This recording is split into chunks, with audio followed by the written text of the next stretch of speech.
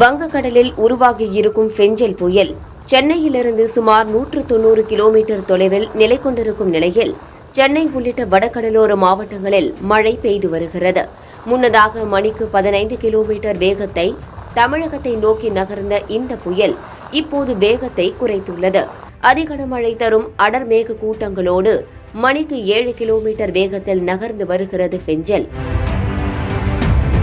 இதனால் சென்னையை தொடர்ந்து புதுச்சேரி வரை வடகடலோர மாவட்டங்களில் கடல் கொந்தளிப்போடு காணப்படுவதோடு சூறைக்காற்றும் வீசி வருகிறது. சென்னையை பொறுத்தவரை நேற்று இரவு முதல் இப்போது வரை மழை விடாமல் பெய்து வருகிறது. புயலின் முன்னெச்சரிக்கை நடவடிக்கையாக சென்னை மாநகராட்சி நிர்வாகமும் போதுமான நடவடிக்கையை எடுத்துள்ளதாக தெரிவித்துள்ளது. இப்போது அமைதியான முகத்தோடு காட்சியளிக்கும் இந்த புயலின் மழை வரும் நேரங்களில் மழை உக்கிரமடையும் என்று தெரிகிறது.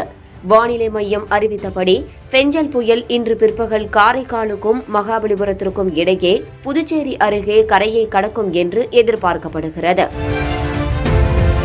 எனினும் புயலின் வேகத்தில் மாற்றம் ஏற்படுவதால் கரையை கடக்கும் நேரமும் மேலும் தாமதமாகலாம் என்று எதிர்பார்க்கப்படுகிறது. புயல் 190 கிலோமீட்டர் தொலைவில் இருந்தாலும் தீவிர மழையை கொடுக்கும் மேகங்கள் சென்னை கடற்கரையை நெருங்கியுள்ளது.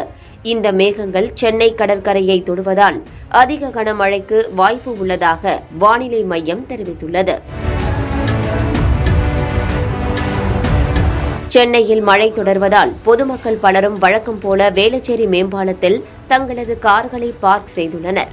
புயல் கரையை கடக்க தொடங்கியது முதல் முழுமையாக கரையை கடக்கும் வரை சென்னை டு புதுச்சேரி வரையிலான வடகடலோர பெல்ட்டில் பொதுமக்கள் யாரும் தேவையின்றி வெளியே வர வேண்டாம் என்றும் கேட்டுக் கொள்ளப்படுகிறது.